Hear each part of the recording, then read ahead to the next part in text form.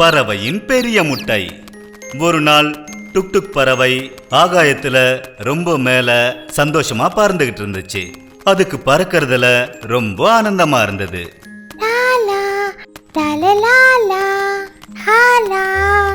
எவ்வளவு அழகான வானிலை, எனக்கு ஆசையா இருக்கு. பாடிக்கிட்டே போ, பாடிக்கிட்டே போ. எவ்வளவு பொன்னான, எவ்வளவு அழகான சூரியன். அப்படியே சூரியன் பக்கத்துல போகணும்னு ஆசையா இருக்கு. லாலா லாலா. திடீர்னு அதோட பார்வை ஒரு பெரிய முட்டை மேல பட்டுச்சு. ஒரு தோட்டத்துக்கு நடுவுல வெள்ளை நிறத்துல ஒரு பெரிய முட்டை இருந்தது. அத பார்த்ததும் அந்த பறவை அதிர்ந்து போச்சு.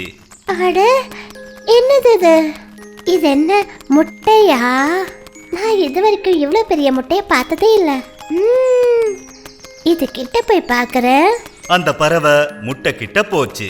நாலாபுறமும் அதை சுத்தி கவனமா பார்த்துச்சு. இது என்ன முட்டையா இருக்கும்? இங்க கண்ணுக்கு எதுவுமே தெரியலையே. அந்த பறவை அதை பார்த்துக்கிட்டு தான் இருந்தது. அப்ப திடீர்னு அங்க ஒரு குரங்கு சிப்பாய் வந்துட்டான். ஏய் பறவையே, உன்னோட முட்டையை எடுத்துட்டு போ. உனக்கு தெரியாதா இது ராஜாவோட தோட்டம்னு? இல்ல சிப்பாயி, இது என்னோட முட்டை கிடையாது. இது எங்க இருந்து வந்ததுன்னே எனக்கு தெரியாது. நானே இது அதிசயமா பார்த்துட்டு இருந்தேன். அப்புறம் இவ்வளவு பெரிய முட்டைய பார்த்துட்டு இது பக்கத்துல போய் பார்க்கலான்னு ஆசைப்பட்டேன். அப்படியா? அதான் விஷயமா? சரி, ராஜா கிட்ட வா, அவரே ஒரு முடிவு பண்ணட்டும். டுக் டுக் சொன்னது எதையுமே சிப்பாய் கேட்கல. அப்புறம் அந்த பெரிய முட்டையை எடுத்துக்கிட்டு டுக் டுக்கையும் கூட்டிக்கிட்டு அரண்மனைக்கு போச்சு. அங்க சிங்கம் உட்கார்ந்துட்டு இருந்தது. அப்படியா பறவையே, உனக்கு தெரியாது, இந்த காட்டோட புதையல் காணாம போயிடுச்சு. நான் நினைக்கிறேன் அந்த புதையலை நீ இந்த முட்டைக்குள்ள ஒளிச்சு வச்சிருக்கன்னு. மகாராஜா, நீங்க என்ன சொல்றீங்க? இதுக்குள்ள எப்படி புதையல் இருக்கும்? இத பார்த்தா யாரோட முட்டை போலையோ தெரியுதே. ஒருவேளை அந்த முட்டைக்குள்ள மட்டும் இருந்தது, உன்னோட மரணம் நிச்சயம். நீங்க என்ன பேச்சு பேசுறீங்க மகாராஜா? இது என்னோட முட்டை கிடையாது. நான் சொல்றது உண்மை. அந்த பறவை சொன்னத சிங்கம் கேட்கவே இல்ல. அந்த பெரிய முட்டை கிட்ட வந்து சிங்கமும் சுத்த ஆரம்பிச்சது. அப்பதான் திடீர்னு ஒரு பெரிய கழுகு அங்க பறந்து வந்தது. அப்புறம் அது சிங்கத்து தலையில உட்கார்ந்து கொத்த ஆரம்பிச்சது. என்ன தைரியம் உனக்கு? என் முட்டை மேல நீ எப்படி கைய வைப்ப? எந்த முட்டைய நீ பறவையோட முட்டைன்னு நினைச்சிட்டு இருக்கியோ அது என்னோட முட்டை. ஏய் முட்டாள், இந்த சின்ன பறவை இவ்வளோ பெரிய முட்டைய எப்படி இடும்? அப்புறம் இதுக்குள்ள எந்த புதையலும் கிடையாது. யாராவது என் முட்டைய தொட்டிங்க, அப்புறம் அதோட விளைவு ரொம்ப மோசமாயிடும்.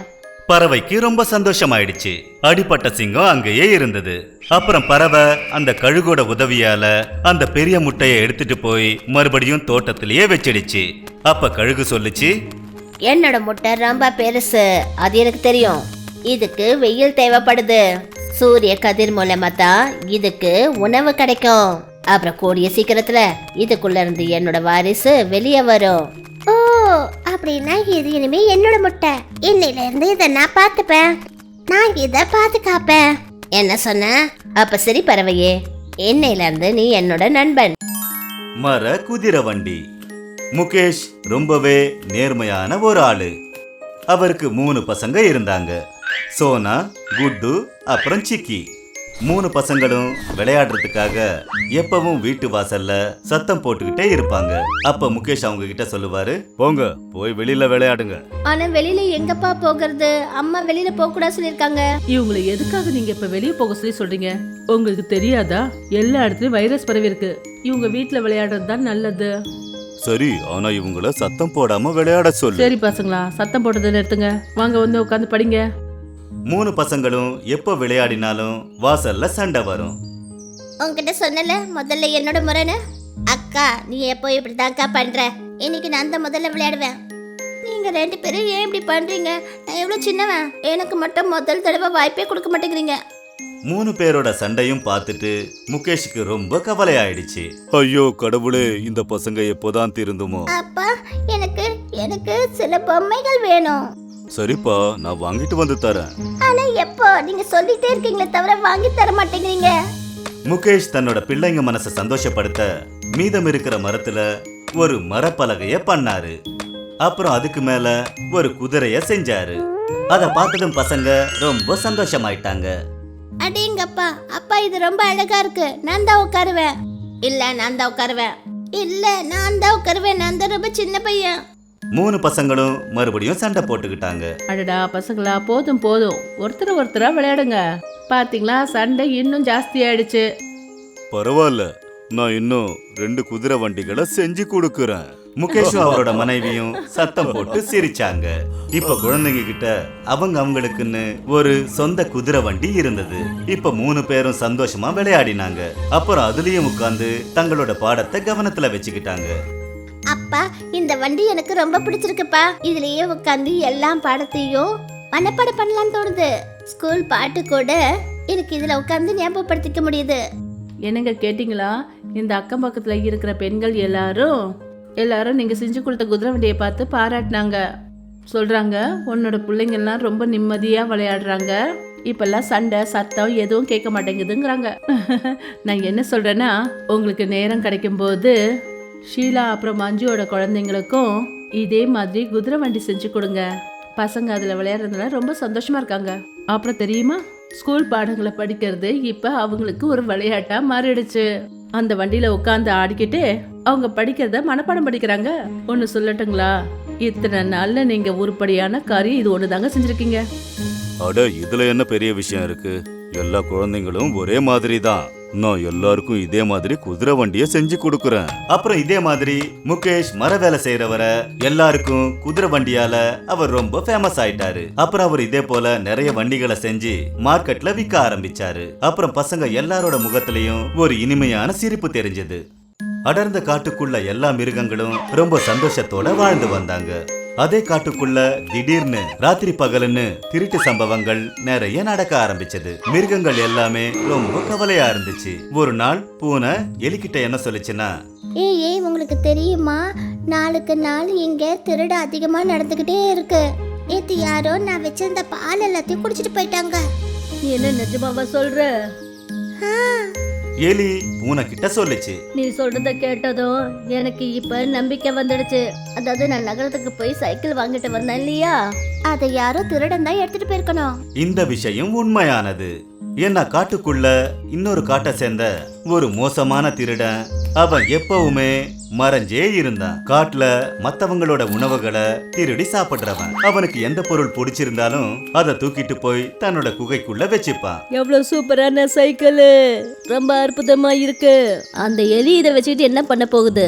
அவன் சின்னதா தானே இருக்கான். இன்னைக்கு நாம யாரோட திருடுறது?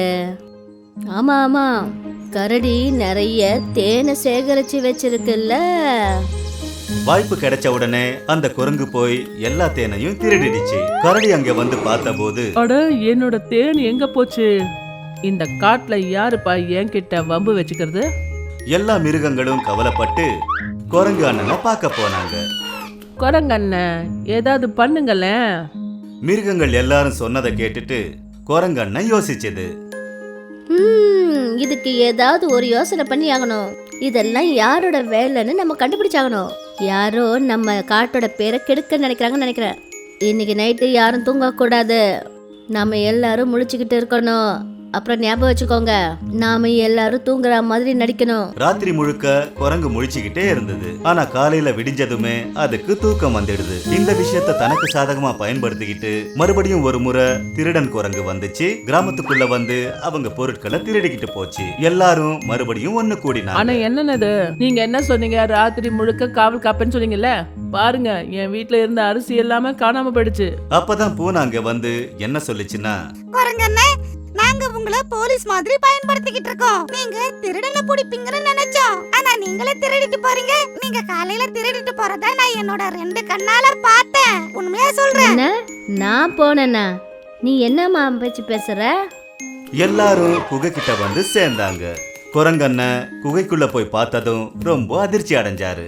அந்த இடத்துல ஒரு புது குரங்கு தூங்கிட்டு இருந்தது. அது கிட்ட சைக்கிள், நிறைய பழங்கள், தேன், அப்புறம் காட்டுல திருடு போன நிறைய பொருட்கள் இருந்துச்சு. வெளியில வந்து அது எல்லார்கிட்டயும் இந்த விஷயத்த சொல்லிச்சு. அப்புறம் திருட்டு குரங்கு பிடிபட்டுச்சு. அப்படியா? ஒன்னாலதான் என்னோட பேரும் கெட்டு போகிறதா? பிடிங்க, அடிங்க அடிங்க. மிருகங்கள் எல்லாம் சேர்ந்து அதை நல்லா அடிச்சு துவைச்சுதுங்க. அவங்களோட காட்டை விட்டு அதை வெளியே துரத்திட்டாங்க. காட்டுல இசையை இசைக்கிற குயில் ரொம்ப சந்தோஷத்தோட இருந்தது. அது 3 முட்டையை இட்டுச்சு. ஆனா அது ரொம்ப கவலையாயிடுச்சு. எப்பவும் ஏதாவது ஒரு பறவை வந்து அதோட முட்டைய தூக்கிக்கிட்டு போயிடும். நான் என்ன பண்றது? என்னோட முட்டைகளை நான் காப்பாத்திக்க ஏதாவது ஒரு வழியை செஞ்சே ஆகணும். அது ரொம்ப யோசிச்சது. அப்புறம் இது விஷயமா தன்னோட தோழி கிட்ட பேசிச்சு. சகோதரி, இதுக்கு நீ ஏதாவது ஒரு வழி சொல்ல. நான் என்னோட இறைய தேடி வெளியே போய்தான் ஆகணும். நாள் முழுக்க நான் சாப்பிடாமலாம் என்னால் இருக்க முடியாது. உனக்கு நல்லா தெரியும்ல, இந்த காட்டுல வெவ்வேறு உயிரினங்கள் இருக்கு. அது ஒவ்வொரு சமயமும் என்னோட முட்டைகளை எடுத்து சாப்பிட்டுடுதுங்க. என்கிட்ட ஒரு யோசனை இருக்கு. காட்டுல ஒரு முனிவர் தவம் செஞ்சுக்கிட்டு இருக்காரு. அவர் ஒரு பெரிய மாயாவி. நாம போய் அவர்கிட்ட நம்ம பிரச்சனையை சொன்னோம்னா அவர் நிச்சயம் இதுக்கான தீர்வை சொல்லுவாரு. அது நடக்குமா? போய் தான் பார்ப்போமே. 2 குயிலும் போச்சு. அந்த முனிவர் இருக்கிற மரத்து மேல உட்கார்ந்து இனிமையான பாடலை பாடிச்சுங்க. முனிவர் கண்ணை திறந்தாரு. அந்த குயில தன் கிட்ட வர சொல்லி கூப்பிட்டாரு. நீ ரொம்ப அழகா பாடுற குயிலே, சொல்லு, நான் உன்னோட எந்த ஆசைய நிறைவேற்றணும்னு சொல்லு. இவ்வளவு நாளைக்கு அப்புறமா இவ்வளவு இனிமையான பாட்டை கேட்டு என்னோட மனசு அமைதியில நிறைஞ்சு போச்சு. முனிவர் ஐயா, நான் உங்களுக்கு சொல்றேன், ஒவ்வொரு வருஷமும் நான் முட்டையிடுவேன். ஆனா என்னோட முட்டைகள் ஏதாவது உயிரினங்கள் வந்து அதை சாப்பிட்டுடுதுங்க. இந்த முறையை நான் 3 முட்டையிட்டேன். நான் அதுங்களை பாதுகாக்கணும்னு ஆசைப்படுறேன். ஆனா எனக்கு ரொம்பவே பயமா இருக்கு. ஒருவேளை அதை யாராவது சாப்பிடுவாங்கன்னு பயம். தயவு செஞ்சு நீங்க எனக்கு உதவி பண்ணுங்களேன். முனிவர் அதுக்கு உதவி செஞ்சாரு. அவர் அதோட மரத்துக்கிட்ட போனாரு. அப்புறம் அதோட முட்டைகளை தன்னோட மந்திரத்தால அத தங்கமா மாத்திட்டாரு. இனிமே யாரும் இந்த முட்டைய கையால கூட தொட மாட்டாங்க. இதுக்கு மேல தங்கத்துல நிறம் முழுமையா மாறி போச்சு. இது மேல யார் கை வச்சாலும் அவங்க பஸ்மம் ஆயிடுவாங்க. அப்புறம் உன்னோட முட்டைகள் பாதுகாப்பா இருக்கும். சரியான சமயத்துல அந்த முட்டையில இருந்து உன்னோட குழந்தைகள் வெளியே வரும். ஆனா எனக்கு ஒரு வாக்கு கொடு. சொல்லுங்க குருஜி. நீ தினமும் என்ன பார்க்க வருவியா? வந்து ஒரு இனிமையான பாட்டை பாடணும். குயில் அந்த மாமுனிவரோட பேச்ச கேட்டுக்குச்சு. அப்புறம் தினமும் அவர் இருக்கிற அந்த மரத்துக்கிட்ட போய் இனிமையான பாட்டை பாடும். அப்புறம் அங்க அதோட 3 முட்டைகளும் பாதுகாப்பா இருந்தது. யாராவது அந்த முட்டை கிட்ட போனா பஸ்மம் ஆயிடுவாங்க. அப்புறம் கொஞ்ச நாள்ல அந்த முட்டை உடைஞ்சது. அப்புறம் அதுல இருந்து அந்த குயிலோட குழந்தைங்க வெளியே வந்தது. அப்ப முனிவர் அந்த மரத்துக்கிட்ட வந்து சொன்னாரு, போதும், ரொம்ப ஆயிடுச்சு குயில். இனிமே நீ என்கிட்ட வர வேண்டிய அவசியம் கிடையாது. நான் தவம் பண்றதுக்கு இன்னொரு கிராமத்துக்கு போயிட்டு இருக்கேன். நீ உன்னோட குழந்தைகளை அக்கறையா பாத்துக்க. என்னோட ஆசீர்வாதம் உனக்கு எப்பவும் இருக்கும்.